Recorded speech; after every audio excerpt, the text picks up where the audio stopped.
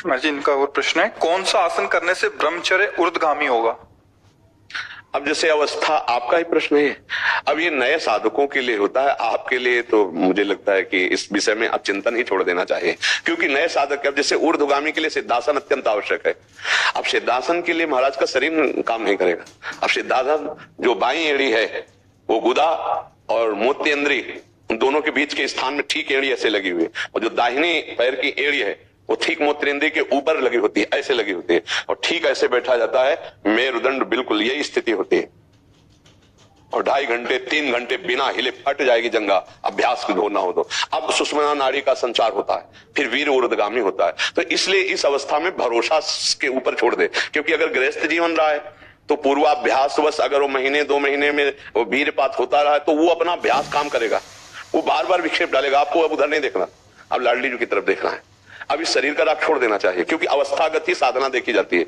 अब जैसे नौजवान है तो उसके लिए साधन पद्धति पे ऐसा नहीं हो सकता, उसको ऐसे करो। अब जैसे ये अवस्था है, बस इसमें एक ही है, पर वो दृढ़ इन चरणन के रो। अब तो जावक जुग चरण लली के, यही हमारे सुरतर कामधेनु चिंतामणि भगवत रसिक अनन्या के। अब हम ये नहीं देखेंगे क्या हो रहा है शरीर में, क्या हो रहा है, कैसी परिस्थिति, क्योंकि अब देखने का समय नहीं रहेगा। जी साधन करते करते भरोसा आ जाएगा, मतलब यहाँ भरोसा तो सत्संग और संत महापुरुषों के संग से आता है। साधन करते करते तो जीवन व्यतीत हो जाता है, अहम नहीं क्षीण हो पाता। अहम क्षीण होने के लिए संत महापुरुषों का संग। अब जैसे वचन मान लिया जाए, जब हम ब्रह्मचर्य का भरोसा रखेंगे तो लाडली जी के भरोसे में कमी हो जाएगी।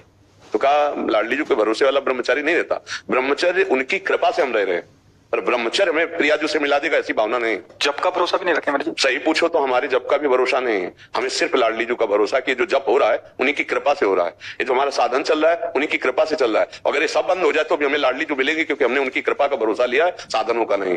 दूरादपाश स्वजनान तस्मात् शास्त्रं प्रमाणन्ते, दूरादपाश स्वजनान सुखमर्थ कोटिम, श्रीमद् राधा सुधानिधि। दूरादपाश स्वजनान सुखमर्थ कोटिम सर्वेषु साधन वरेषु चिरम निराशा तो वर्षंतमेव सहजाद्भुत सौख्य धाराम श्री राधिका चरण रेणुमहं स्मरामि।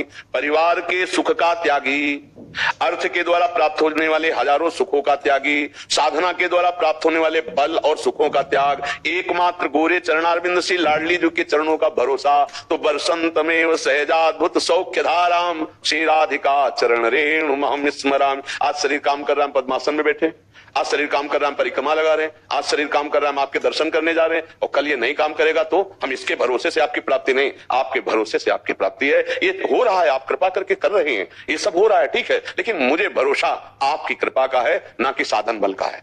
तो हमें लगता है कि मेरी लाडली जी की कृपा से जो ब्रह्मचर्य की पुष्टता होगी वो सिद्धासन से भी नहीं हो सकती।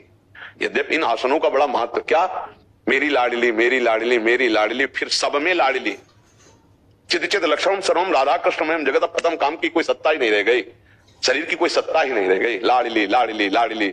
हमें तो बस किशोरी जी के स्वभाव और उनके प्रभाव पर भरोसा रखना चाहिए, अपना जितनी सामर्थ्य है जोर लगा के नाम में चलना चाहिए।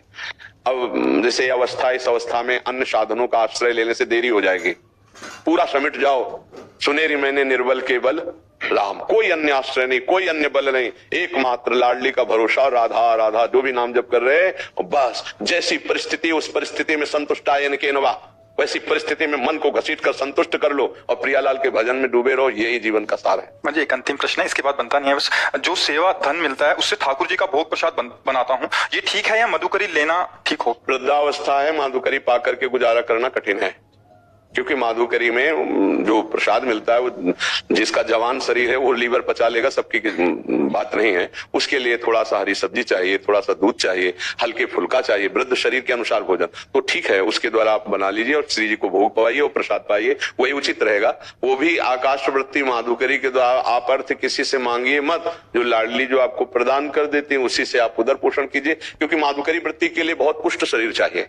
माधुकरी वृत्ति में ब्रजवासियों क्या प्राय रोटी मिलती है, कुछ हिस्सा तो रख सकते हैं, मतलब एक आधी रोटी अगर मिल जाए तो उसको तो एक भी पचाना मुश्किल पड़ जाता है, ऐसी लीवर की स्थिति होती है, तो उसके अनुसार। तो जैसे वृद्ध शरीर है, अब केवल माधुकरी पे हो जाए तो कब्ज हो जाएगी, केवल माधुकरी पे हो जाए पचना तो चिंतन में फर्क पड़ जाएगा। तो हल्के फुल्का, मूंग की दाल, थोड़ी सब्जी ऐसे बना लिए, भोग लगा दिया, और कभी 250 ग्राम आधा किलो शुद्ध गाय का दूध मिले उसको भोग लगा लिया, पान कर लिया, तो वृद्ध शरीर के लिए ये उचित है, जैसा कर रहे हैं। हाँ, अर्थ आदि का किसी से याचना न करे, लाडली जो खुद अपने जनों का भरण पोषण करने के लिए व्यवस्था कर देते हैं। क्यों महाराज, इसमें कोई संशय? जी।